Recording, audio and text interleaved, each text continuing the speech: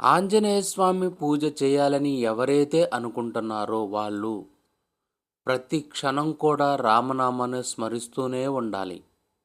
వాళ్ళు బ్రహ్మచారులైతే ప్రతిరోజు కూడా ఆంజనేయ స్వామి గుడికెళ్ళి ప్రదక్షిణాలు తిరగాలి. ఎందుకంటే ఆంజనేయ స్వామికి ప్రదక్షిణాలంటే చాలా ప్రీతి. అంతేకాకుండా ప్రతి మంగళవారం ఆంజనేయ స్వామి టెంపుల్‌కెళ్ళి స్వామివారిని దర్శించాలి. ప్రతి శనివారం హనుమాన్ టెంపుల్‌కెళ్ళి ఆంజనేయ స్వామిని దర్శించడం వల్ల శని బాధలు తొలగిపోతాయి.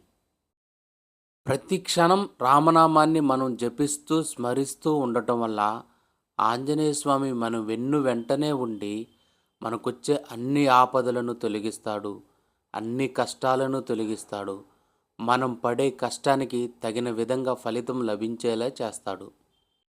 Subscribe Radha Manohari vlogs. Bye friends.